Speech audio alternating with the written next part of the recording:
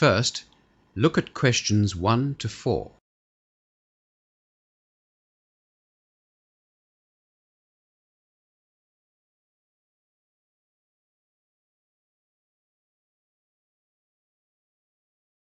Now listen carefully and answer questions 1 to 4. What's wrong, Yumi? You look very serious. Oh, hi, Marianne.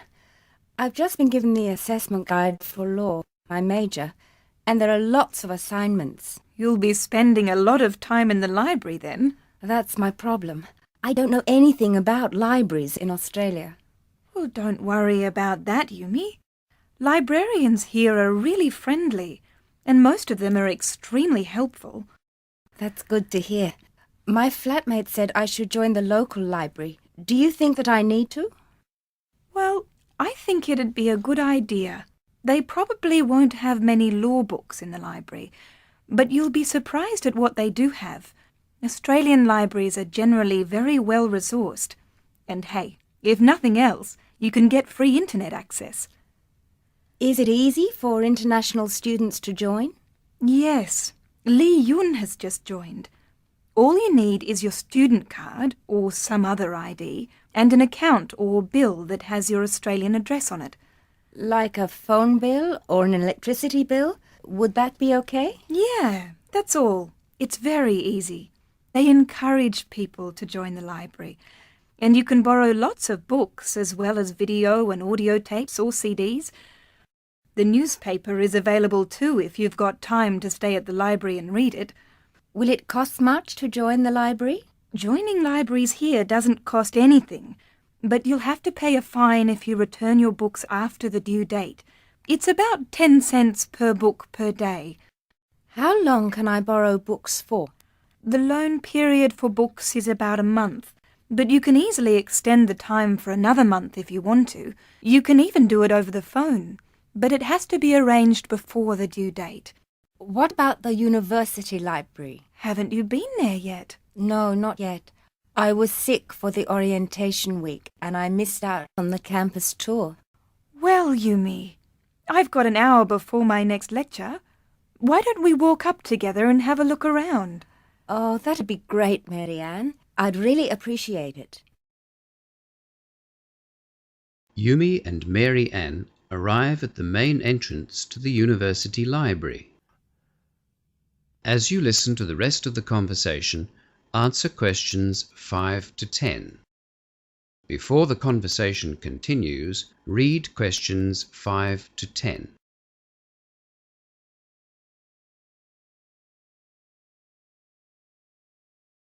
This is the main entrance. Let's go in. It's very big, isn't it? Yes, but here's a map which will help you. Can you see that it's a kind of L shape? Oh, yes. Is that the circulations desk in front of us? Yes. That's where all of the incoming and outgoing loans are registered. When you return a book, just put it in the large box over there. See it's marked returns? Just to the right of the desk. Yes, I see. Can I use the computers behind the desk to access the internet? Those computers are for the library's database search system only. There are computers in the IT block which we passed on our way here to the library. Anyway, you can search for a book by typing in the title, author, topic, or a keyword. Are the computers easy to use? Yes, very easy. Even I can use them. Does it give a catalogue number after you do the search? Yes, it does. It'll also tell you in which section of the library to find the book. The library is divided into 3 sections. Straight ahead, behind the circulations desk, is the monograph collection. That just means you can borrow these materials for normal loans. Monograph collection? Yes, I see. The section behind the photocopiers is for all of the serial publications. That means journals and magazines and newspapers, of course. And the most important section for us is the reference section. You'll use it a lot. Unfortunately, the books in this section can't be borrowed. You have to use them in the library. It's over there, past the quiet study area. I see. So, do I need to join or register here? Or do I have automatic borrowing rights as a student? As long as you have your student card, you can borrow books from the monograph collection. Anyone else can access the rest of the library. What if I can't find a particular book? That's what the staff are there for, Yumi. Just go to the advisor's desk, take a request card, and fill in the details of what you're looking for. Where's the advisor's desk? It's just over there, the desk at the entrance to the quiet study area. Right. Well, I think I'll have a look now to see if I can find any of the recommended texts for my first law assignment. Yes, good idea. Texts on the recommended lists from the lecturers are very popular, and you should try to borrow them from the library as soon as you get your list. That is the end of section 1. You now have half a minute to check your answers.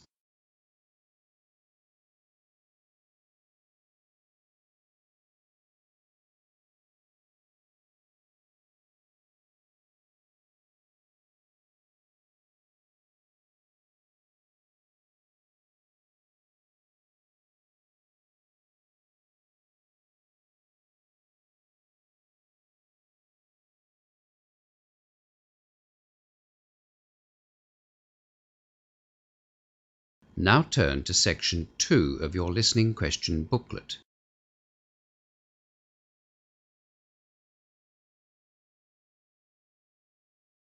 Section 2. You will hear Inspector Jack Dunn talking about international driver's licenses at an information session for international travellers. As you listen to the first part of the talk, answer questions 11 to 16. Before you listen, look at questions 11 to 16.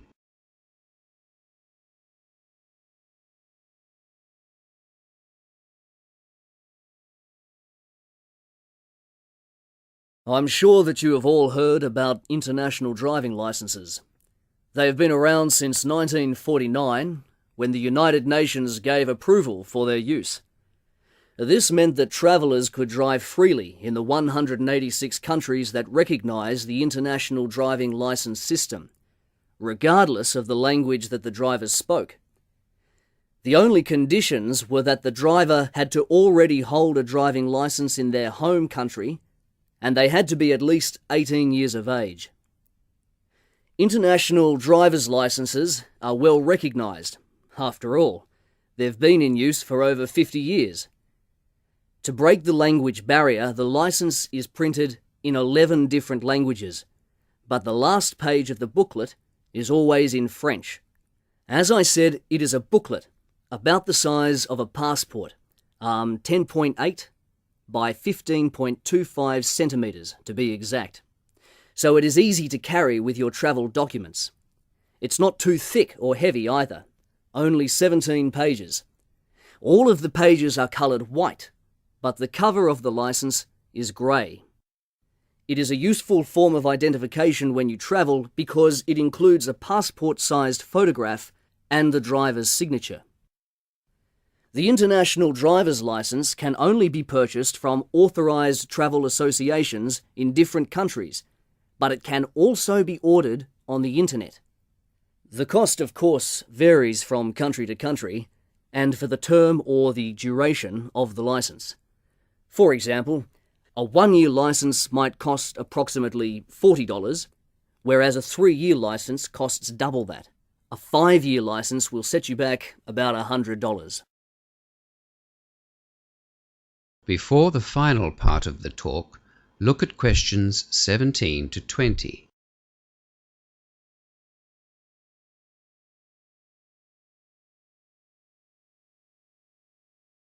Now you will hear the rest of the talk. Answer questions 17 to 20. Before I outline the 4 most important points to consider before rushing off to get your international driver's licence, I should probably mention that, yes, the international driver's licence covers all types of vehicles from motorbikes to trucks. But just as in your own country, you have to be qualified to drive such vehicles. You might like the idea of driving around the Australian outback on a motorbike, or checking out the English countryside in a bus with all your mates, but you'll have to take the appropriate test before you set off. Okay, now the 4 main points. Firstly, you cannot use an international license in the country in which it is issued. It is for international travel only. Some international students avoid this rule by ordering their licenses on the internet, which will ask them to nominate a country of your choice for that very purpose. Secondly, some countries won't allow you to use an international license indefinitely.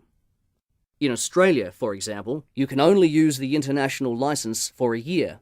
After that, you must get an Australian driving license. Other countries aren't as strict as that.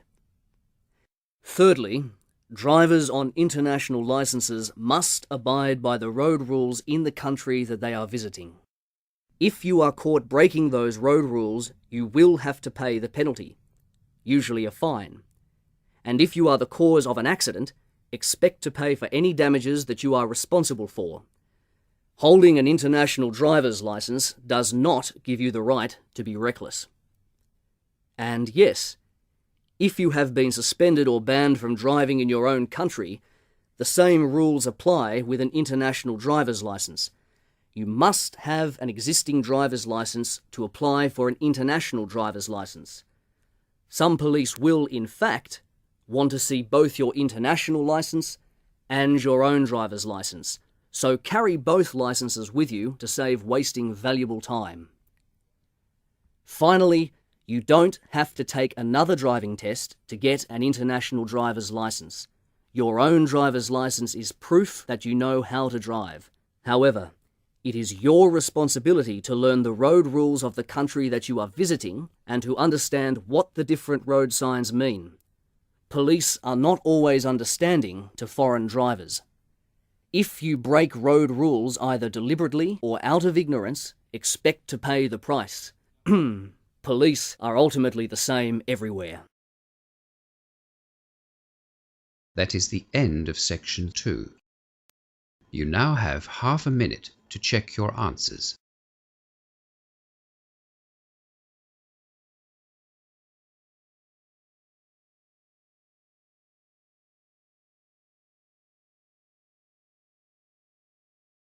Now turn to section 3 of your listening question booklet.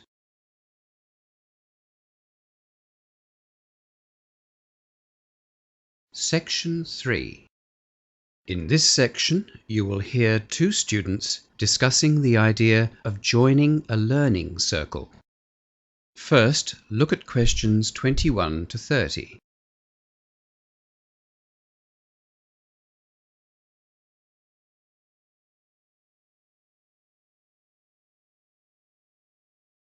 Now listen to the discussion and answer questions 21 to 30. What's the reason for the learning circle you've set up, Hamish? Well, it wasn't my idea. The economics tutor suggested it, actually. He said that it's a good way to make sure you put in the time needed for a particular subject. But for me, well, I thought that studying in a group like that would give me some incentive to study. I really need a reason to learn, you know? Motivation, especially in economics. Well, I guess study groups can give you discipline and motivation. They're both useful, but my biggest problem is that I'm finding economics quite difficult. I think I need extra help just to understand the material. A learning circle could help. I was thinking of even getting a private tutor. Private tutors can be expensive. You're welcome to join us, and it won't cost you anything.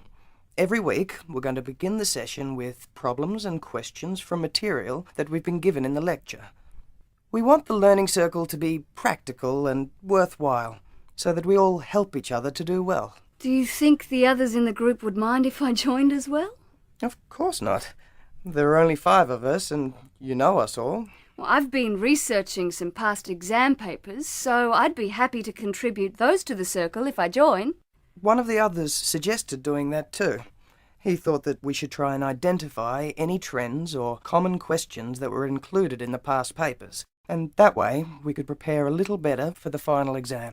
Yeah, that's what I was thinking. In fact, I've already started looking at last year's exams. Great. We're also going to hold mock tutorials, so we can practice our presentations on a smaller group before we have to do the real thing. I am so worried about that. I'm dreading that first presentation. I've never done any kind of public speaking before. Well, you're not alone. I think we're all pretty nervous about it, but we're hoping that the mocks will give us all a bit of confidence for the real tutorial. We don't want the group to be competitive, just collaborative. You know, working together and helping each other. It sounds like you've really thought the learning circle idea through. You seem well planned.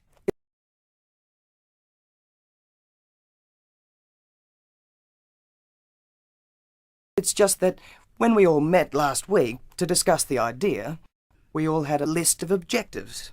You know, what we wanted to get out of a learning circle. That made the planning quite easy.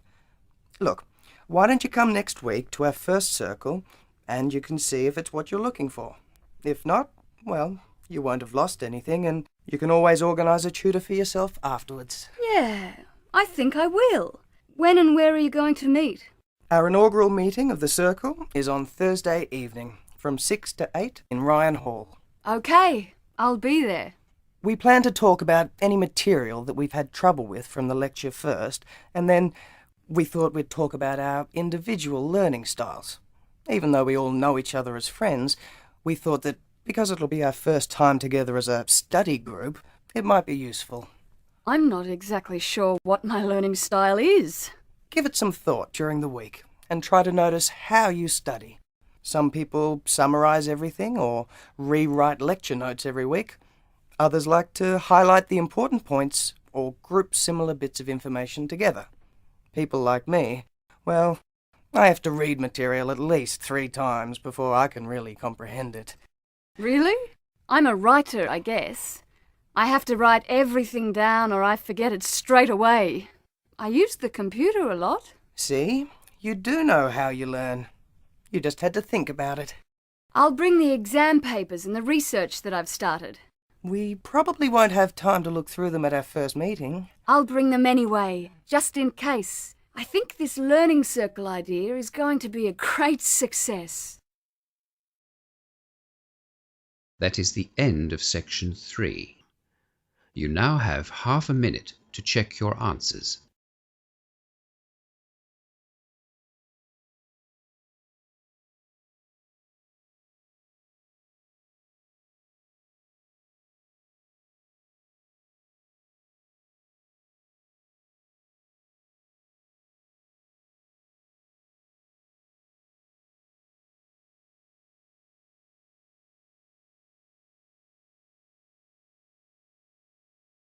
Now turn to section 4 of your listening question booklet.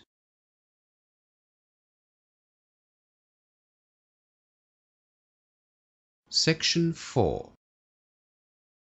You will hear a guest speaker at an alternative energy seminar talking about wind power. First, look at questions 31 to 40.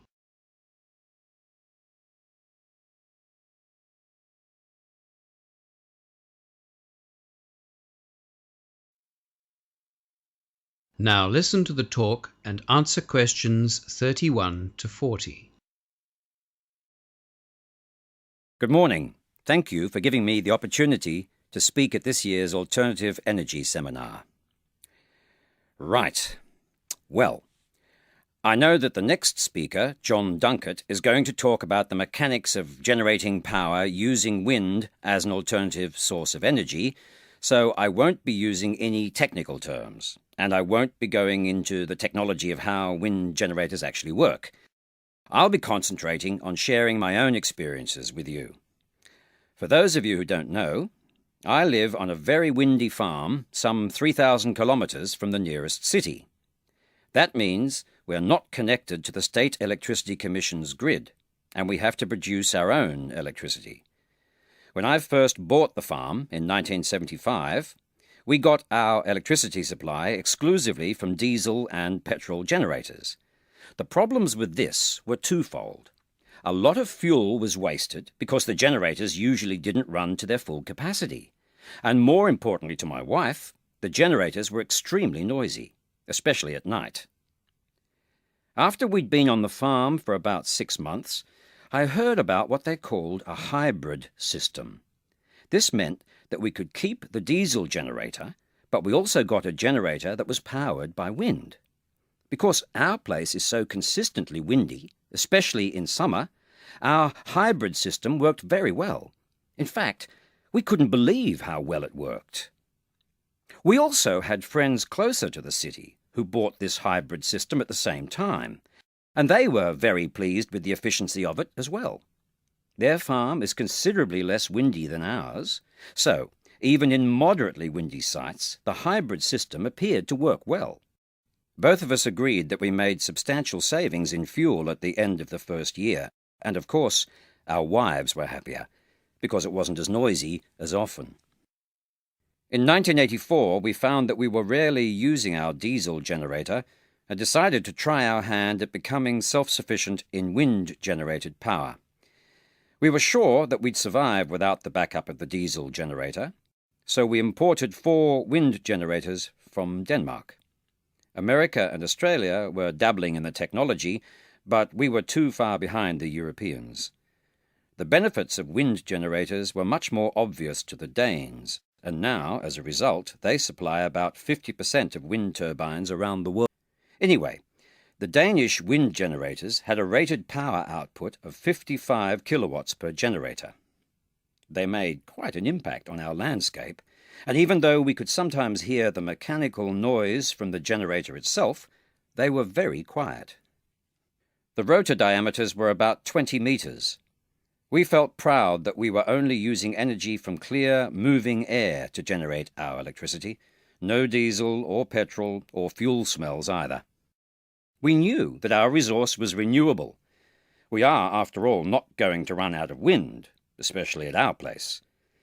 The wind turbine is used to charge up batteries which store the energy. Last year, we bought a 600 kilowatt machine.